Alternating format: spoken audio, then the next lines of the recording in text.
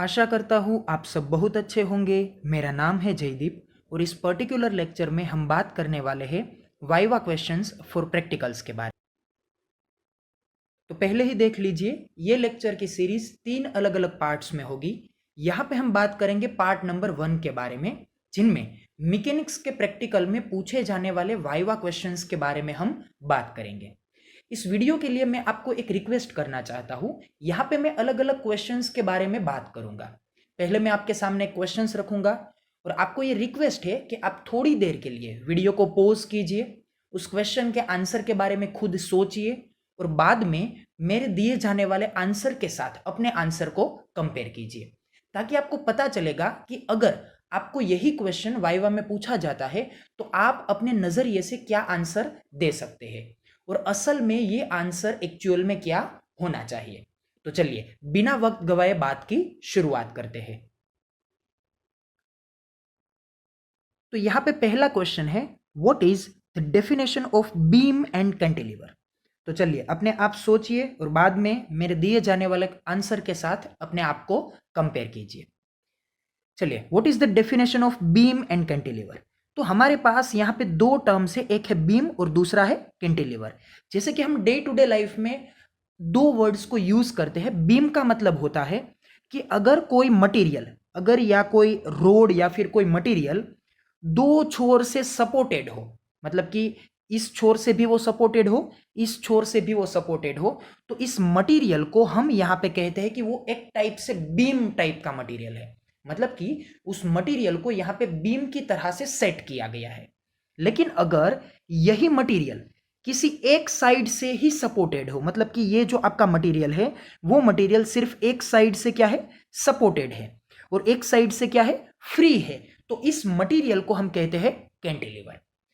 जब हम किसी भी कंस्ट्रक्शन को देखते हैं तो कंस्ट्रक्शन में ये आपको बीम और कैंटिलीवर दोनों बातें आपको देखने को मिल सकती है, अगर आप अच्छी तरह से ऑब्जर्व करते हैं तो इस दो टर्म्स का डेफिनेशन हम किस तरह से बोल सकते हैं। बीम हम उसे बोलेंगे जो दोनों छोर से क्या होता है, सपोर्टेड होता है। The material which is supported from both of the ends, that is called beam. और इसी तरह से कैंटिलीवर के बारे में हम क्या कह सकते हैं, the material which is supported और fixed from one end and free from another end. तो एक एंड से वो क्या होगा, फ्री होगा या फिर सपोर्टेड होगा, और दूसरे एंड से वो क्या होगा, फ्री होगा। तो कुछ इस तरह से हम यहां पे ये कह सकते हैं कि बीम और कैंटिलीवर में ये बेसिक डिफरेंस है। लेकिन ये डिफरेंस इनफ नहीं है, एक दूसरा डिफरेंस है जो कि इंपॉर्टेंट है।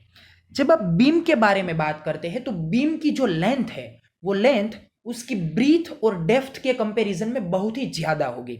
मतलब कि मैंने जब यहाँ पे फिगर ड्रॉ की थी तो फिगर में बीम की लेंथ को मैंने बहुत ही ज्यादा लेंथ के साथ ड्रॉ किया था। अभी भी मैंने यहाँ पे बहुत ही ज्यादा लेंथ के साथ ही ड्रॉ किया है। तो बीम जो होता है तो उस बीम में लेंथ का डायमेंशन उसकी ब्रीथ और डेप्थ दोनों की कंपैरिजन में क्या होगा, बहुत ही लार्ज होगा। और कैंटिलीवर के केस में क्या होगा, कैंटिलीवर के केस में ये जो लेंथ की डायमेंशन है या फिर लेंथ का ये जो डायमेंशन है वो डायमेंशन ब्रीथ और डेप्थ की कंपैरिजन में उतना ज्यादा नहीं होगा जितना कि बीम के केस में होता है। दूसरा क्वेश्चन है, what is stress and strain. तो अगर आप इलास्टिसिटी के बारे में जानते हैं तो इलास्टिसिटी में ये दो टर्म्स बहुत ही इंपॉर्टेंट है, क्योंकि पूरा का पूरा इलास्टिसिटी नाम का चैप्टर स्ट्रेस और स्ट्रेन इन दो टर्म्स के ऊपर डिपेंडेंट है।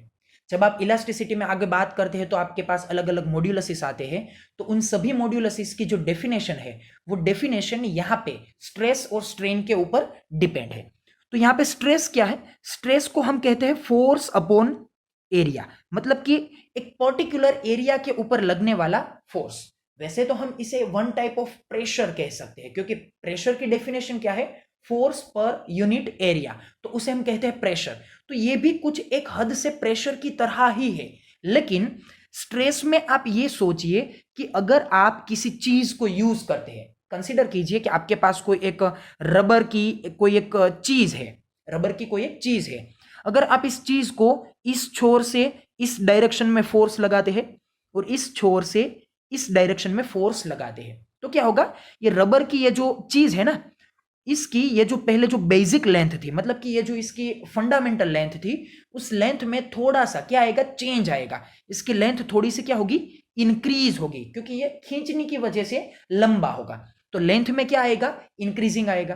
तो ये जो लेंथ में इंक्रीजिंग आता है, तो ये मटेरियल अपने आप में एक इलास्टिसिटी का जो नेचर है वो रखता है। तो क्या होगा, ये मटेरियल फिर से अपने आप को अपनी फंडामेंटल पोजीशन में लाने के लिए अंदर से एक फोर्स प्रोड्यूस करेगा। तो ये जो अंदर से प्रोड्यूस होने वाला फोर्स है ना, वो यहां पे आप यूज करते हैं फोर्स के फॉर्म में। मतलब कि आप यहां पे जो फोर्स यूज कर रहे हैं फोर्स अपॉन एरिया के इक्वेशन में, मैं किसके बारे में बात कर रहा हूं, स्ट्रेस के बारे में। स्ट्रेस का इक्वेशन मैंने आपको क्या बताया था, फोर्स अपॉन एरिया।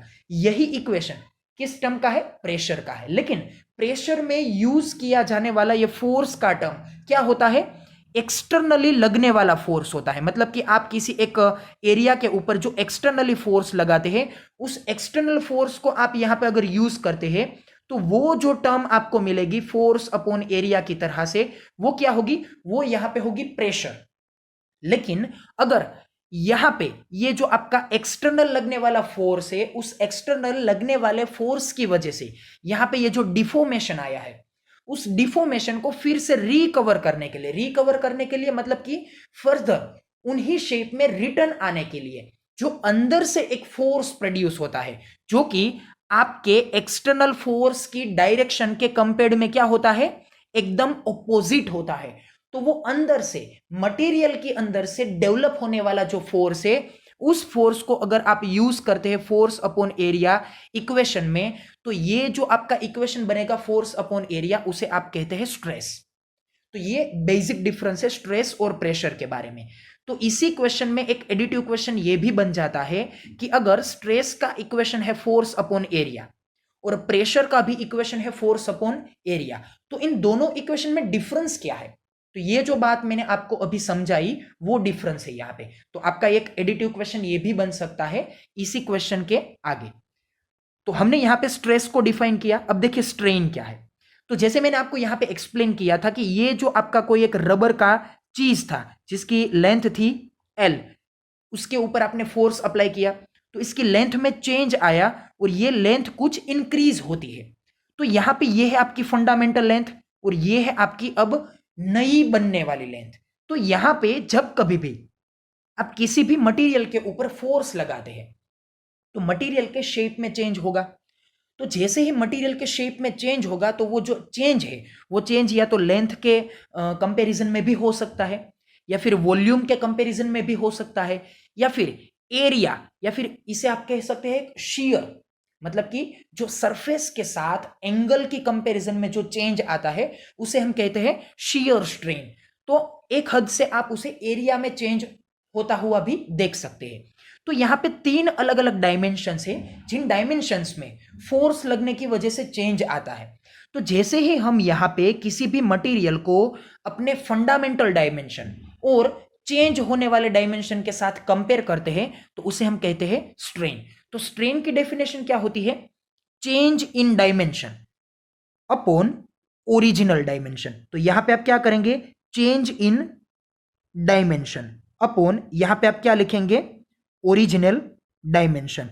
तो ये जो आपका रेशियो बन के आएगा, उस रेशियो को आप क्या कहेंगे, स्ट्रेन कहेंगे। अगर आप यहां पे डेल्टा एल अपॉन एल लिखते हैं तो इसका मतलब क्या होगा, change in length upon original length. अगर आप यहां पे लिखते हैं डेल्टा वी अपॉन वी, मतलब कि change in volume upon original volume. तो कुछ इस तरह से आपके पास 3 टाइप की अलग अलग स्ट्रेन होगी, जिसे हम यहाँ पे लॉन्जिट्यूडनल स्ट्रेन, या फिर हम इसे यहाँ पे वॉल्यूम स्ट्रेन, या फिर तीसरी स्ट्रेन जिसे हम कहते हैं शियर स्ट्रेन। तो ये अलग अलग 3 टाइप की स्ट्रेन होती है। और यहाँ पे स्ट्रेस की डेफिनेशन को मैंने प्रेशर के साथ कंपेयर करके आपको समझाया। तो ये 2 क्वेश्चंस हुए। पहला क्वेश्चन था बीम और कैंटिलीवर की डेफिनेशन के बारे में, और दूसरा क्वेश्चन है स्ट्रेस और स्ट्रेन की डेफिनेशन के बारे में। आई होप कि आपको ये दोनों क्वेश्चंस अच्छी तरह से समझ में आ गए होंगे। तीसरा क्वेश्चन है, how will you define modulus by practical. तो पहले हम इस क्वेश्चन को देख लेते हैं, what are the types of modulus. तो पहले को आप ये देख लीजिए कि मॉड्यूलस क्या होता है। मॉड्यूलस एक टाइप की टेंडेंसी है कि अगर किसी भी मटेरियल के बारे में आपको मैं ये बताता हूं कि इस मटेरियल का मॉड्यूलस कुछ इतनी वैल्यू का है, तो उस मॉड्यूलस के बारे में आप क्या बोल सकते हैं, ये आपको समझाना है।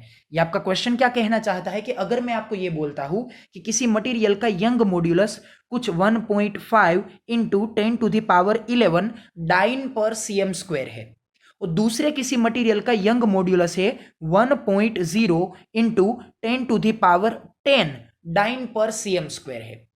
एक मटेरियल का यंग मॉड्यूलस क्या है, 10⁻11 के रेंज में है, दूसरे मटेरियल का यंग मॉड्यूलस क्या है, 10⁻10 की रेंज में है। तो इन दो अलग अलग यंग मॉड्यूलस वाले मटेरियल में हम क्या बात बोल सकते हैं? तो आप ये समझ लीजिए कि किसी भी मटेरियल का अगर यंग मॉड्यूलस ज्यादा है, या फिर यूं कहिए कि किसी भी मटेरियल का कोई भी मॉड्यूलस अगर ज्यादा है, यहां पे तीन टाइप के अलग अलग मॉड्यूलस होते हैं, यंग मॉड्यूलस, बल्क मॉड्यूलस और मॉड्यूलस ऑफ रिजिडिटी। तो अगर इन तीनों अलग अलग मॉड्यूलसिस में किसी भी मटेरियल का कोई भी मॉड्यूलस अगर ज्यादा है दूसरे किसी मटेरियल की कंपैरिजन में, तो हम ये बोल सकते हैं कि वो मटेरियल कि जिसके पास मॉड्यूलस की वैल्यू ज्यादा है, वो material compared to another material क्या है, हार्ड है। क्योंकि उसे अगर आप डिफॉर्म करना चाहते हैं तो आपको इतना ज्यादा फोर्स या फिर यूं कहिए इतनी ज्यादा स्ट्रेस अपॉन स्ट्रेन का रेशियो आप अप्लाई करना चाहेंगे, क्योंकि मॉड्यूलस असल में क्या है, स्ट्रेस अपॉन स्ट्रेन का रेशियो है। अलग अलग मॉड्यूलस होते हैं। अगर आप यंग मॉड्यूलस की बात करते हैं तो आप उसमें लॉन्जिट्यूडनल स्ट्रेन को यूज करेंगे। अगर आप यहाँ पे बल्क मॉड्यूलस की बात करते हैं तो वहां पे आप वॉल्यूम स्ट्रेन को यूज करेंगे। और अगर आप यहाँ पे मॉड्यूलस ऑफ रिजिडिटी की बात करते हैं तो वहां पे आप यूज करेंगे शियर स्ट्रेन के बारे में। तो यहाँ पे अलग अलग मॉड्यूलस के टाइप्स अलग अलग टाइप्स के स्ट्रेन के ऊपर डिपेंड है। तो यहां पे किसी भी मटेरियल का अगर मॉड्यूलस ज्यादा है तो आप यूं समझिए कि उस मटेरियल की हार्डनेस उतनी ज्यादा है। मतलब कि उस मटेरियल को अगर आप डिफॉर्म करना चाहते हैं, डिफॉर्म का मतलब यह है कि फोर्स लगाने के साथ आप उसके शेप में चेंज लाना चाहते हैं, तो उस डिफॉर्मेशन के लिए आपको ज्यादा फोर्स अप्लाई करना होगा। तो ये आपको असल में मॉड्यूलसिस रिप्रेजेंट करते हैं। तो अगर किसी भी मटेरियल का मॉड्यूलस ज्यादा है तो आप यूं समझ लीजिए कि वो मटेरियल हार्ड है।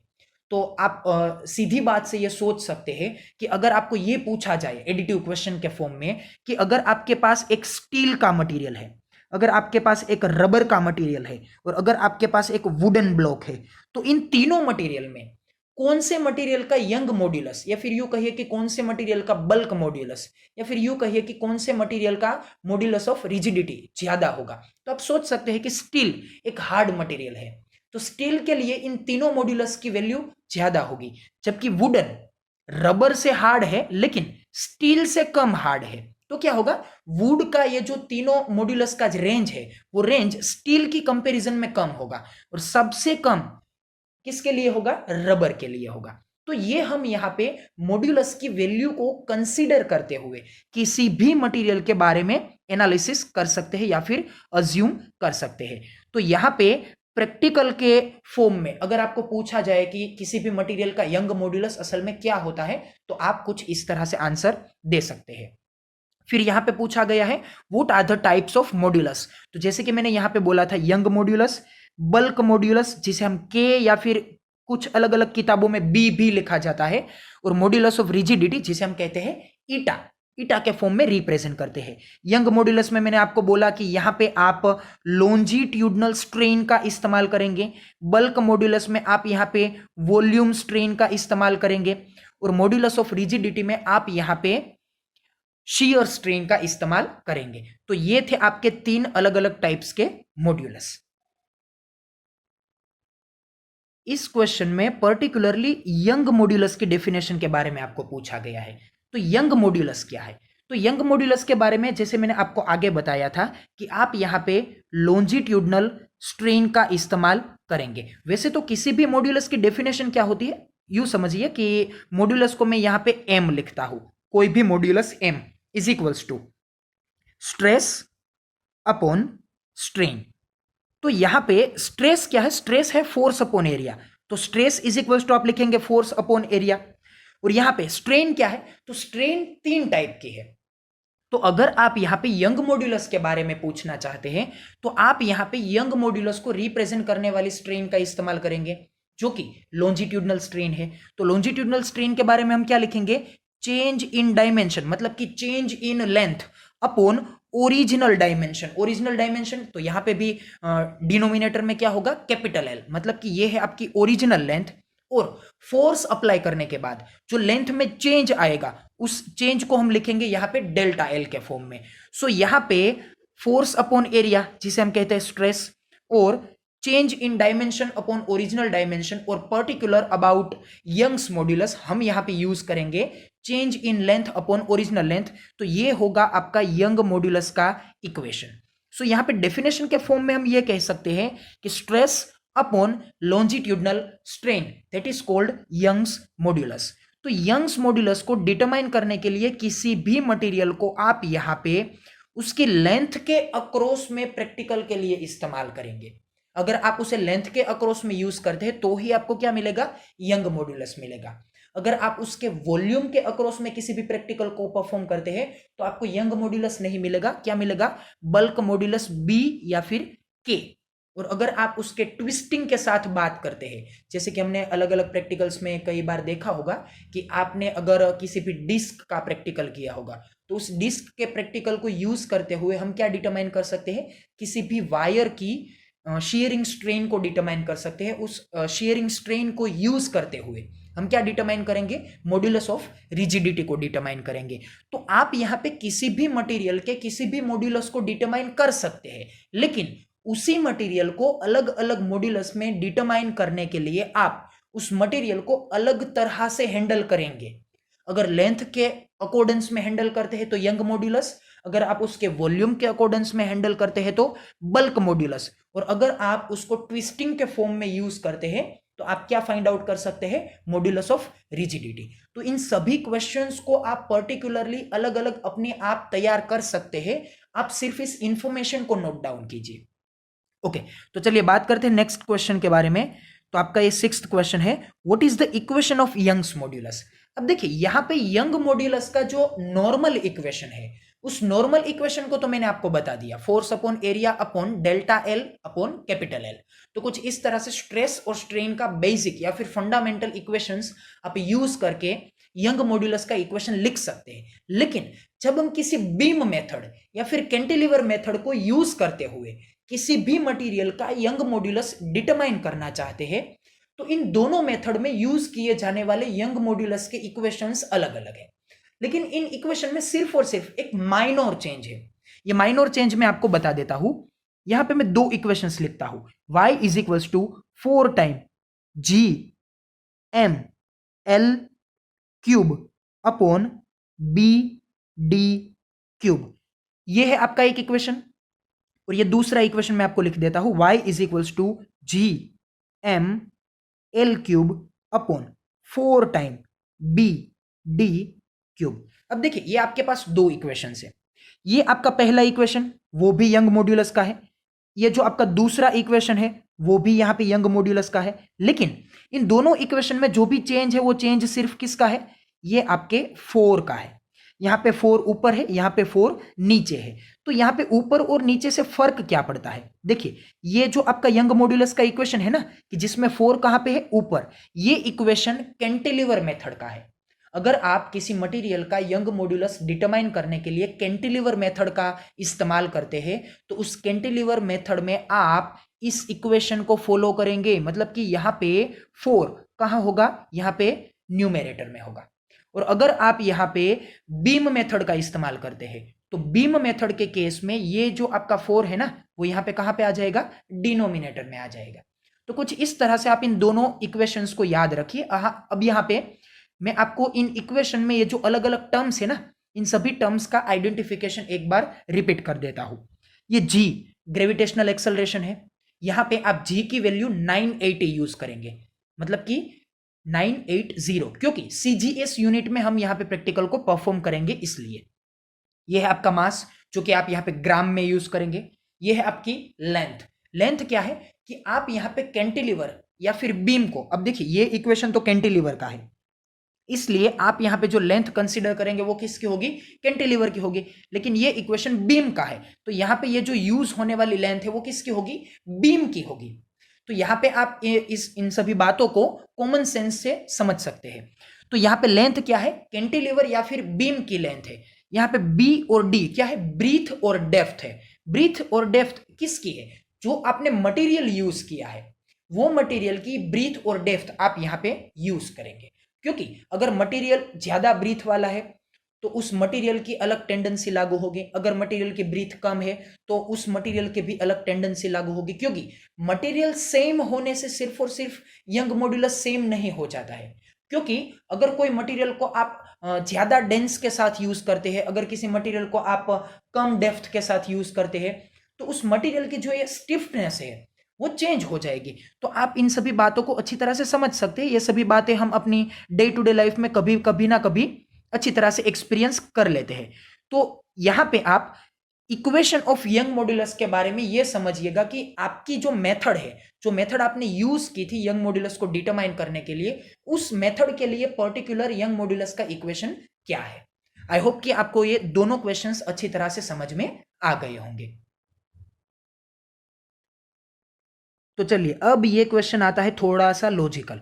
तो यहां पे आपको ये पूछा गया है, what is the SI MKS CGS FPS unit of Young's modulus. अब यहां पे चार बातें एक क्वेश्चन में पूछ दी गई है। आपको यंग मॉड्यूलस के यूनिट को बताना है अलग अलग चारों मेथड में। यहां पे है आपकी ये एसआई, फिर एमकेएस, फिर सीजीएस और ये आपकी एफपीएस। तो एसआई और एमकेएस दोनों सिस्टम में बहुत कुछ इक्वालिटी है। तो यहां पे एसआई यूनिट में आपका यंग मॉड्यूलस का जो यूनिट है वो यूनिट क्या होगा, न्यूटन पर मीटर स्क्वायर। आप यहां पे थोड़ी सी बात एडिटिवली याद रख लीजिए कि हमने ये बोला था कि किसी भी मॉड्यूलस का इक्वेशन क्या है, स्ट्रेस अपॉन स्ट्रेन। यहां पे है आपका स्ट्रेस अपॉन स्ट्रेन। सो यहां पे स्ट्रेन का इक्वेशन क्या था, change in dimension upon original dimension. तो यहां पे न्यूमेरेटर में क्या है, लेंथ, डिनोमिनेटर में क्या है, लेंथ। तो इन दोनों टर्म्स का यूनिट एक दूसरे को कैंसिल कर देता है। मतलब कि आपकी ये जो स्ट्रेन क्वांटिटी है ना, वो क्वांटिटी यूनिटलेस है। तो इसका डायरेक्ट और सीधा सा मतलब यही होता है कि जो यूनिट स्ट्रेस का है वही यूनिट किसका होगा, मॉड्यूलस का होगा। तो सभी मॉड्यूलस के लिए एक ही यूनिट लागू होगा। कौन सा यूनिट लागू होगा, यहां पे स्ट्रेस का यूनिट। और स्ट्रेस का इक्वेशन पर्टिकुलरली किसी भी मॉड्यूलस के लिए क्या है, फोर्स अपॉन एरिया। तो अगर आपको यही क्वेश्चन बल्क मॉड्यूलस के बारे में या फिर मॉड्यूलस ऑफ रिजिडिटी के बारे में भी पूछा जाता है तो आंसर आपका तीनों मॉड्यूलस के बारे में क्या रहेगा, सेम रहेगा। आप यहां पे यंग मॉड्यूलस लिखिए, बल्क मॉड्यूलस लिखिए या फिर मॉड्यूलस ऑफ रिजिडिटी लिखिए, सभी केस में आपका आंसर सेम ही होगा। तो यहां पे ये क्वेश्चन असल में तीन अलग अलग मॉड्यूलस के साथ लागू होता है। तो यहां पे आंसर देख लीजिए, एसआई और एमकेएस दोनों यूनिट सिस्टम में आपका यंग मॉड्यूलस या फिर किसी भी मॉड्यूलस का यूनिट क्या रहेगा, न्यूटन पर मीटर स्क्वायर, एसआई और एमकेएस। बाद में हम बात करते हैं सीजीएस यूनिट के बारे में, और ये यूनिट सिस्टम हमारे लिए बहुत ही इंपॉर्टेंट है। अगर हम प्रैक्टिकल की बात करते हैं तो सीजीएस यूनिट सिस्टम इंपॉर्टेंट है, क्योंकि हमारे प्रैक्टिकल के लिए जो डायमेंशंस होते हैं वो डायमेंशंस असल में सेंटीमीटर में होते हैं, और जो भी यहाँ पे वेट यूज करते हैं वो किसका होता है, ग्राम में यूज होता है। तो यहाँ पे हमारे लिए प्रैक्टिकल के फॉर्म में सीजीएस यूनिट सिस्टम इंपॉर्टेंट है। और जब हम यहाँ पे किसी भी थियोरिटिकल टर्म्स के बारे में बात करते हैं तो क्या इंपॉर्टेंट है, एसआई यूनिट सिस्टम इंपॉर्टेंट है। तो इन दोनों यूनिट सिस्टम का अपना अलग अलग इंपॉर्टेंस है। सो सीजीएस यूनिट में किसी भी मॉड्यूलस का यूनिट क्या होगा, यहां पे होगा डाइन पर सीएम स्क्वायर। देखिए यहां पे लेंथ का डायमेंशन भी चेंज होता है, और साथ में यहां पे जो न्यूटन था वो न्यूटन यहां पे क्या हो जाता है, डाइन हो जाता है। तो कुछ इस तरह से फोर्स और लेंथ दोनों के डायमेंशन में चेंज होगा सीजीएस यूनिट में। और ये है आपकी एफपीएस सिस्टम। वैसे तो सिंपली हम इन तीन सिस्टम्स के बारे में अच्छी तरह से थोड़ा बहुत कुछ जानते होते हैं, लेकिन एफपीएस के बारे में हमें थोड़ी सी दिक्कत होगी। देखिए एफपीएस क्या है, ये है ब्रिटिश सिस्टम, मतलब कि ब्रिटेन में या फिर यूके में ये system day to day life में यूज होती है। तो आपने कई बार ये एक टर्म सुनी होगी पीएसआई। तो ये पीएसआई क्या है, पाउंड पाउंड पर स्क्वायर इंच। तो ये जो आपका पीएसआई है ना, ये पीएसआई शॉर्ट फॉर्म है। इस पीएसआई का फुल फॉर्म क्या होगा, पाउंड पर स्क्वायर इंच। तो यहां पे पाउंड पर स्क्वायर इंच असल में यही यूनिट है आपके मॉड्यूलस का, क्योंकि यहाँ पे फोर्स अपॉन एरिया तो हम यहाँ पे फोर्स के फॉर्म में, यहाँ पे पाउंड के फॉर्म में यूज करेंगे, कितना पाउंड फोर्स लग रहा है, और यहाँ पे एरिया के फॉर्म में हम यूज करेंगे इंचेस को। तो एफपीएस सिस्टम में, मतलब कि ब्रिटिश सिस्टम में, आप यहाँ पे पीएसआई इसी टर्म को यूज करेंगे किसी भी मॉड्यूलस के यूनिट को रिप्रेजेंट करने के लिए।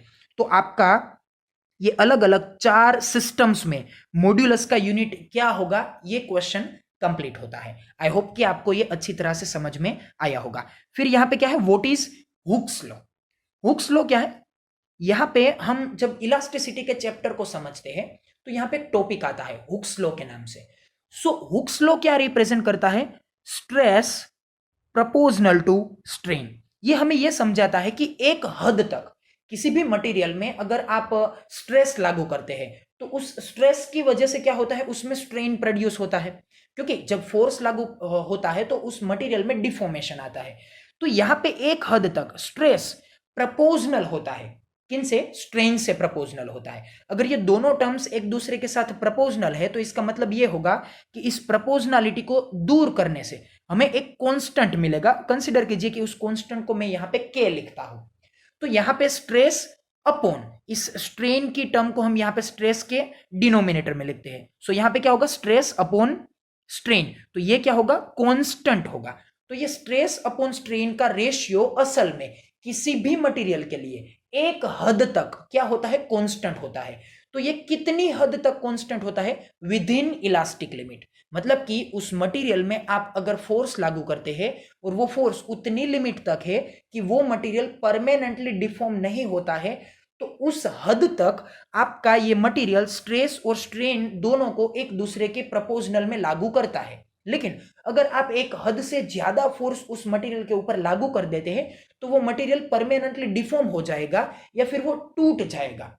तो उस हद के बाद जब मटेरियल टूट जाता है तो उस पॉइंट को हम क्या बोलते हैं, फ्रैक्चर पॉइंट बोलते हैं। मतलब कि उस पॉइंट के बाद अगर आप ज्यादा फोर्स लागू करते हैं तो वो मटेरियल क्या हो जाता है, परमानेंटली डिफॉर्म हो जाता है या फिर टूट जाता है। इसी वजह से उस पॉइंट को हम क्या बोलते हैं, फ्रैक्चर पॉइंट बोलते हैं। अगर आपने इलास्टिसिटी चैप्टर अच्छी तरह से समझा होगा तो आपको वो जो ग्राफ हुक्स लॉ के लिए रिप्रेजेंट किया गया था वो भी आपको याद होगा। तो यहां पे मॉड्यूलसिस के साथ साथ हुक्स लॉ को भी पूछा जा सकता है, क्योंकि वो भी स्ट्रेस और स्ट्रेन दोनों बातों को एक दूसरे के साथ कंपेयर कर सकता है। अब ये है थोड़ा सा टेक्निकल क्वेश्चन। टेक्निकल क्वेश्चन में आपको ये पूछा गया है कि convert this value of Y, Y मतलब कि Young modulus, in SI unit. SI unit में आपको इस यंग मॉड्यूलस की वैल्यू को क्या करना है, कन्वर्ट करना है। अब देखिए ये जो आपकी वैल्यू है वो वैल्यू किस में है, डाइन पर सीएम स्क्वायर में है। तो डाइन पर सीएम स्क्वायर, जैसे कि हमने आगे बात की थी, ये कौन सी सिस्टम में यूनिट है, सीजीएस सिस्टम में यूनिट है। आप यहां पे ये बोल सकते हैं कि 1 newton is equals to blank dyne, मतलब कि डाइन और न्यूटन के बीच में आपको रिलेशन पता होना चाहिए। बाद में मीटर और सेंटीमीटर के बीच में भी आपको रिलेशन याद होना चाहिए। तो आप यहां पे याद रखिए 1 newton is equals to 10 to the power 5 dyne और 1 metre is equals to 10 to the power 2 centimetre. तो इन दोनों रिलेशंस को हम यूज करेंगे। अब देखिए हमें यहां पे डाइन पर सीएम स्क्वायर ऑलरेडी वैल्यू दी गई है और इन डाइन पर सीएम स्क्वायर वैल्यू से हमें किस यूनिट में जाना है, हमें जाना है न्यूटन पर मीटर स्क्वायर में जाना है। तो आप यहां पे 1 dyne is equals to blank newton, कुछ इस तरह के रिलेशन का यूज करेंगे। तो ये रिलेशन कुछ ओपोजिट हो जाएगा। किस तरह से हो जाएगा, देखिए यहां पे हम लिखेंगे 1 dyne is equals to 10 to the power -5 newton और यहां पे 1 centimetre is equals to 10 to the power -2 metre, कुछ इस तरह से हम यूज करेंगे। तो यहां पे डाइन ये डायरेक्टली आप यूज करेंगे 1 dyne is equals to 10 to the power -5 newton. लेकिन सेंटीमीटर के रिलेशन के लिए आप यहां पे सेंटीमीटर का स्क्वायर करेंगे। तो स्क्वायर करने से क्या होगा, दोनों साइड में स्क्वायर होगा। यहां पे सेंटीमीटर का स्क्वायर, यहां पे मीटर का स्क्वायर, और ये आपका ये जो मल्टीप्लायर है ना 10 टू द पावर -2, इसका भी क्या होगा, स्क्वायर होगा। तो ये -2 क्या हो जाएगा, -4। तो आपके पास दो रेशियो होंगे, 10⁻⁻5 और ये होगा आपका 10⁻⁴। तो इसे आप यहाँ पे इक्वेशन में यूज करेंगे और आपके यूनिट को आप चेंज करेंगे। देखिए क्या होगा, ये आपका 1.27 ये कुछ इसी तरह से रहेगा इंटू 10⁻12। फिर क्या होगा, डाइन का हो जाएगा न्यूटन और सेंटीमीटर का क्या होगा, मीटर पर स्क्वायर। फिर यहां पे क्या करेंगे, न्यूटन के लिए हमने क्या लिखा था, 10⁻⁵ और मीटर स्क्वायर के लिए लिखा था 10⁻⁴। तो ये -4 जब यहाँ पे ऊपर आएगा तो क्या होगा, +4 होगा। +4 होने की वजह से ये आपका टोटल आंसर क्या होगा, -1। मतलब कि ये आपका डाइन पर cm स्क्वायर और न्यूटन पर मीटर स्क्वायर, इन दोनों के बीच में ये जो रिलेशन है वो रिलेशन क्या है, सिर्फ और सिर्फ reduction of 1 unit in power. मतलब कि आप इस पावर में से सिर्फ और सिर्फ एक ही यूनिट को क्या करेंगे, रिड्यूस करेंगे। तो ये आपका आंसर क्या हो जाएगा, इंटू 10⁻11। तो देखिए आपने यहां पे एक बात को नोटिस करनी चाहिए। क्या बात नोटिस करनी चाहिए, कि ये डाइन पर cm स्क्वायर है। मतलब कि असल में ये क्या है, छोटी सिस्टम है। सीजीएस क्या है, छोटी सिस्टम है। और ये क्या है, न्यूटन पर मीटर स्क्वायर, ये क्या है, बड़ी सिस्टम है। सो अगर आप छोटी सिस्टम में से बड़ी सिस्टम में जाना चाहते हैं तो आप क्या करेंगे, इस पावर को एक यूनिट से रिड्यूस करेंगे। मतलब कि अगर यहां पे 10⁻12 है तो आप लिखेंगे 10⁻11 और डायरेक्टली यूनिट क्या अप्लाई करेंगे, न्यूटन पर मीटर स्क्वायर। और अगर आपको यह दिया जाए कि ये आपका यंग मॉड्यूलस असल में न्यूटन पर मीटर स्क्वायर के फॉर्म में दिया गया है और अगर आपको इसे चेंज करना है किसमें, डाइन पर cm स्क्वायर में, तो आप क्या करेंगे, 1 यूनिट से पावर को इंक्रीज करेंगे। देखिए डाइन पर cm स्क्वायर से अगर आप कहां पे जाना चाहते हैं, न्यूटन पर मीटर स्क्वायर में, तो आप पावर में क्या करेंगे, एक यूनिट का रिडक्शन करेंगे। और अगर आप न्यूटन पर मीटर स्क्वायर से किस में जाना चाहते हैं, डाइन पर cm स्क्वायर में, तो आप क्या करेंगे, एक पावर का इंक्रीजिंग करेंगे। क्योंकि आगे तो किसी भी वैल्यू में चेंज नहीं आने वाला है, सिर्फ और सिर्फ चेंज किस में होने वाला है, इस पावर में। तो ये है आपके लिए CGS to SI या फिर SI to CGS यूनिट में conversion in case of any modulus. किसी भी मॉड्यूलस में अगर आप चेंज करना चाहते हैं SI to CGS या फिर CGS to SI, तो आप इसी प्रोसीजर को यूज कर सकते हैं। सो आई होप कि आपको ये क्वेश्चन अच्छी तरह से समझ में आ गया होगा। तो मैकेनिक्स के प्रैक्टिकल में वाइवा में पूछे जाने वाले इतने क्वेश्चंस इनफ है। जो भी क्वेश्चंस मैंने आपको यहां पे लिस्ट करके दिए हैं उन सभी क्वेश्चंस को आप अच्छी तरह से याद रखिएगा, लेकिन बीच में जो भी क्वेश्चंस मैंने आपको एडिटिवली बताए थे उन सभी क्वेश्चंस को भी आप माइंड कीजिएगा, क्योंकि वो भी क्वेश्चंस यहां पे पूछे जा सकते हैं। आई होप कि आपको इन सभी क्वेश्चंस को समझकर और यहां पे देखकर अच्छी तरह से नॉलेज मिला होगा। चलिए मिलते हैं अगले वीडियो में। Till then good bye.